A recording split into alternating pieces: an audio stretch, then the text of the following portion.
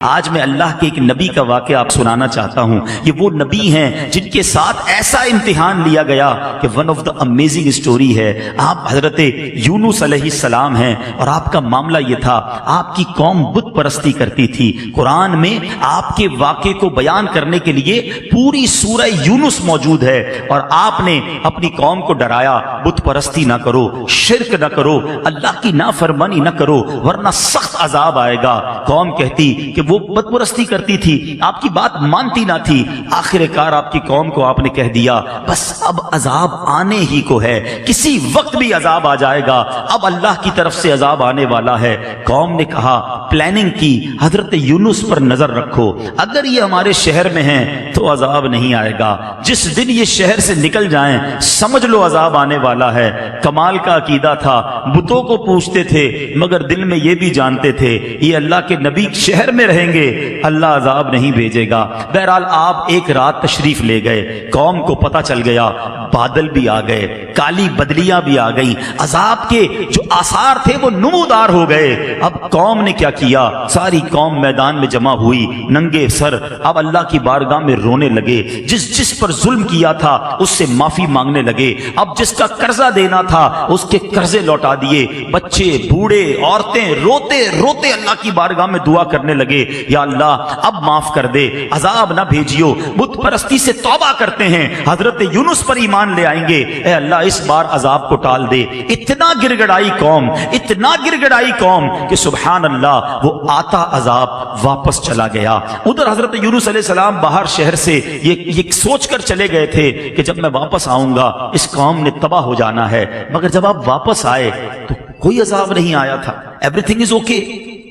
تو لوگوں نے کہا حضور اپنی قوم کی طرف جائیے. کہا میں کیسے جاؤں, میں اگر قوم کی طرف جاؤں گا تو قوم مجھے جھوٹا کہے گی. اچھا ان کو یہ نہیں پتا تھا کہ قوم نے توبہ کر لی ہے اور حضرت یونس پر ایمان لانے کی نیت بھی کر لی ہے. ادھر حضرت یونس سمجھ رہے ہیں کہ میں اگر شہر میں چلا گیا تو انہوں نے تو مجھے قتل کر دینا ہے کہ تم جھوٹے ہو, تم نے کہا تھا اللہ کا عذاب آئے گا, عذاب آیا نہیں کیونکہ آپ کو یہ حکم مل چکا تھا کہ عذاب آ رہا ہے. اب آپ اسی جس کو کہیں کہ کیفیت میں اس شہر میں داخل ہونے کی بجائے آپ باہر گئے, کشتی میں سوار ہوئے اور اس شہر سے باہر کہیں جانے کے لیے روانہ ہو گئے. ایک اور آزمائش, وطن تو چھوٹ گیا, اب کشتی بیچ سمندر میں جا کر رک گئی. اب اس زمانے کی قوم کا ایک اصول تھا کہ جو بھاگا ہوا غلام ہوتا تھا نا, وہ جب کشتی کہیں رک جائے تو سمجھ لو اس کشتی میں کوئی بھاگا ہوا غلام ہے. اب انہوں نے کہا کون ہے, تو ایک قرآن دازی ڈالی گئی اور اس قرآن دازی میں حضرت یونس ہی کا نام نکل آیا. بھری کشتی سے بیچ سمندر میں آپ کو انہوں نے دریا میں سمندر میں ڈال دیا. There is no life jacket on that time, کوئی لائف جیکٹ نہیں تھا, آپ کو سمندر میں ڈال دیا, کشتی آگے چلی گئی. اللہ کے نبی ہیں, آزمائش دیکھو, تو ایک بڑی سی مچھلی آئی اور حضرت یونس علیہ السلام کو اس نے نگل لیا. آزمائش پر ایک اور آزمائش, اللہ اکبر. مگر زباں پر شکوہ نہیں تھا, شکایت نہیں تھی کہ یا اللہ تیرا نبی اور میرا یہ حال. اللہ اکبر, آپ کی عاجزی دیکھیں, آپ نے اس مچھلی کے پیٹ میں وظیفہ کرنا شروع کر دیا. اور یہ کون سا وظیفہ تھا, لا الہ الا انت سبحانک انی کنت من الظالمین. جو آیت کریمہ ہم پڑھتے ہیں نا, یہ کہاں سے ملی ہے؟ یہ حضرت یونس علیہ السلام نے مچھلی کے پیٹ میں اس کا ورد کرنا شروع کر دیا. ایک عاجزی کا انداز تھا, ایک گر گڑانے کا انداز تھا, ایک توبہ کا انداز تھا. آپ پڑھتے رہے, مچھلی کے پیٹ میں رہے, کئی دن مچھلی کے پیٹ میں رہے. اس مچھلی نے آ کر کنارے پر آپ کو اگل دیا. اب جب آپ کنارے پر آئے, کمزور ہو چکے تھے, جلد بھی آپ کی بالکل نرم ہو چکی تھی, کھڑے ہونے کی بھی ہمت نہ تھی. اللہ کی شان دیکھیں, اللہ نے وہاں ایک کدو کی جو بیل تھی, ایک چھوٹا سا پودا آپ کے قریب اگ گیا, اسی سے آپ کو خوراک ملی, انرجی ملی, صحت ملی. اور کچھ دنوں کے بعد جب اپنے شہر آپ واپس آئے تو لوگوں نے آپ کو بڑی عزت کے ساتھ ویلکم کیا, آپ پر ایمان لائے اور ہنسی خوشی وہ زندگی گزارنے لگے. میرے میٹھے اسلامی بھائیوں, میں نے یہ واقعہ آج کیوں بیان کیا؟ There are two reason. پہلا ریزن تو یہ ہے کہ قرآن سے محبت بڑھے, لوگ تلاوت قرآن کریں, سمجھیں کہ اللہ نے کیسے کیسے واقعات. آج اپنے بچوں کو بٹھا کر لوگ پتہ نہیں سنڈریلا اور امبریلا کی سٹوریاں سنا رہے ہوتے ہیں. ارے بچوں کو قرآن قرآن کے واقعات سناؤ، بچوں کو نبیوں کی باتیں بتاؤ، پچھلی قوموں پر جو عذاب نازل ہوئے اس کو بیان کرنے کا قرآن میں ایک مقصد علماء نے یہ بھی بیان کیا تاکہ تم ایسا نہ کرنا، تم یہ غلطی نہ کرنا۔ دیکھو پچھلی قوموں میں کسی نے معاذ اللہ بدکاری کی، عذاب آ گیا، جھوٹ بولا، عذاب آ گیا، ناپ تول میں کمی کی، عذاب آ گیا، بچوں کے ساتھ برے فعل کیے، عذاب آ گیا، بت پرستی کی، عذاب آ گیا، ایسے ایسے عذابات ذکر کیے گئے کہ دیکھو تم یہ نہ کرنا۔ مگر آج ہم قرآن پڑھتے ہی نہیں ہیں تو سمجھیں گے کیسے کہ کیا کیا نہیں کرنا ہے؟ بدقسمتی سے اگر آپ یقین کریں، تھورلی دیکھیں نا، تو پچھلی قوموں نے جو ایک ایک گناہ کیا، ایک ایک غلطی کی اور عذاب آ گیا نا، آج ہمارے اندر وہ ساری غلطیاں نظر آ رہی ہیں۔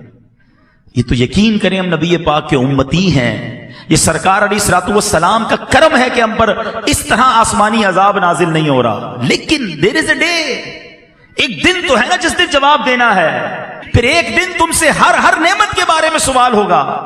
ادھر کیسے جواب دیں گے کہ قرآن میں بتایا تھا جھوٹ نہ بولنا، قوم عذاب میں گرفتار ہو گئی، قرآن میں بتایا تھا ناپ تول میں کمی نہ کرنا، میں نے اپنا عذاب ان پر بھیج دیا، قرآن میں بتایا تھا بدکاری نہ کرنا، اس قوم پر میں نے اپنا عذاب نازل کیا۔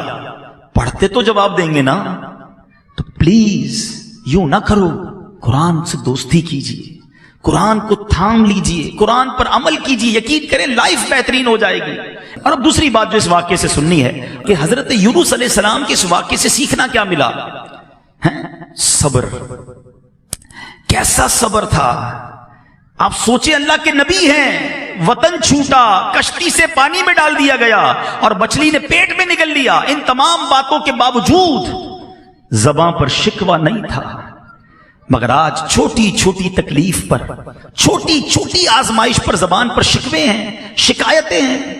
ہمارے ایک بہت اچھے دوست ہیں، ان کے والد صاحب کو جب فالج کا اٹیک ہوا، میں ان سے ملنے گیا، فالج کے اٹیک سے وہ ٹھیک ہو گئے، باتیں بھی کر رہے تھے، اللہ نے کرم کیا، مگر ایک پرابلم باقی رہ گیا۔ وہ پرابلم کیا تھا کہ ان کے منہ میں، یعنی اب ایک بات سمجھیے گا کہ ان کے منہ میں، اب جیسے یہ گلاس ہے نا، یا کوئی بھی نوالا یا پانی کا گھونٹ ہم پیتے ہیں، دیکھیں میں اور آپ جب نگلتے ہیں نا، ہم جب یہ کرتے ہیں تو یہ نوالا یا گھونٹ اندر جاتا ہے۔ آپ زبان پر نوالا رکھ دیں یا گھونٹ رکھ دیں، وہ خود اندر نہیں جائے گا، ہمیں ایک ایکشن کرنا پڑے گا جس سے وہ حلق کے اندر اترے گا۔ ان صاحب کو بیماری یہ ہو گئی کہ سارا جسم ٹھیک ہو گیا، جو فالج ہوا تھا دماغ میں اس کا ایک حصہ ڈیمیج ہوا، اور یہ دماغ کا وہ حصہ تھا جو انسان کے اس ایکشن کا آرڈر دیتا تھا کہ انسان حلق سے نوالا اتار لے۔ وہ کہتے سب ٹھیک ہے، دیکھیں عبدالحبیب بھائی آپ کے سامنے باتیں بھی کر رہے ہیں، مگر منہ میں نوالا رکھ دیں تو نوالا نگل نہیں سکتے۔ میں نے کہا اس کا علاج کیا ہے؟ کہتے ڈاکٹر، بڑے بڑے ڈاکٹرز کو دکھا، میں نے بتایا نا بہت بڑے، اللہ نے بڑا نوازا ہے ان کو۔ کہتے ڈاکٹر کہتے ہیں کوئی علاج نہیں ہے، انتظار علاج ہے۔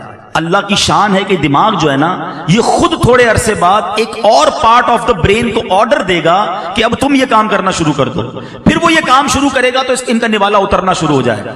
15-20 دن، مہینہ گزرا، میں نے پوچھا اب ابو کی طبیعت کیسی ہے؟ کہہ رہے ابو بالکل ٹھیک ہو گئے، نوالا اترنا شروع ہو گیا ہے۔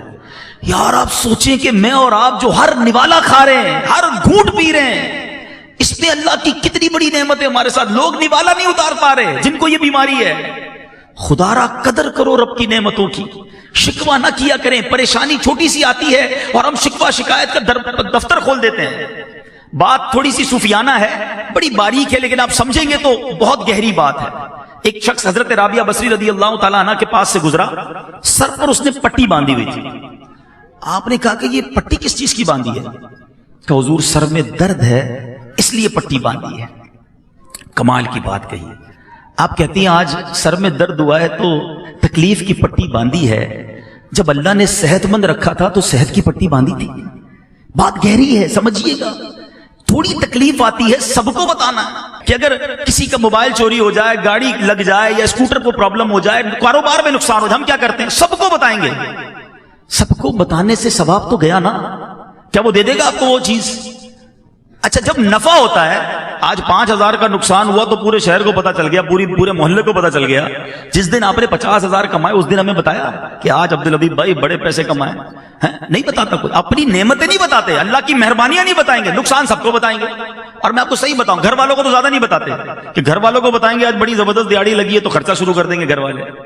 تو یہ باتیں بھی نہ بتائیں، اگر مشکل آ گئی ہے نا، صبر کریں اور اس کا ثواب کمائیں۔ تو حضرت یونس علیہ السلام کا جو میں نے آپ کو قرآنی واقعہ سنایا، یہ میسج دیتا ہے کہ آزمائشیں آئیں گی، پریشانیاں آئیں گی زندگی میں، صبر کرنا، آزمائش پر صبر کرنا، اللہ کی ہر فیصلے پر شکر کرنا، جو دیا اس پر اللہ کا شکر ادا کرتے رہنا۔ قرآن میں رب نے وعدہ فرمایا ہے تم میرا شکر ادا کرو میں تمہیں اور عطا فرماؤں گا۔ آپ شکر تو کریں، جو بھی دیا اس پر شکر کریں۔ جو میں نے کہا نا کہ ہم جتنے بھی لوگ بیٹھے ہیں ہم سے زیادہ پریشان ہیں، لوگ مصیبت میں ہیں۔ ایک بزرگ کے بارے میں آتا ہے کہیں روڈ پہ جا رہے تھے، پیر میں جوتے نہیں تھے، کہا یا اللہ جوتے ہی نہیں دیے مجھے۔ تھوڑی دیر ہوئی تو برابر سے ایک بندہ نکلا جس کے پیر ہی نہیں تھے، کہا یا اللہ معاف کر دے، مالک پیر تو دیے، تیری مہربانی۔ جب بھی یہ احساس ہونا کہ میں کچھ لوگوں سے پیچھے رہ گیا ہوں، میرے پاس کم ہیں چیزیں، اپنے سے کمتر کو دیکھ لینا، زبان سے شکر نکلے گا۔ اللہ مجھے اور آپ کو صبر کرنے والا بنا دے۔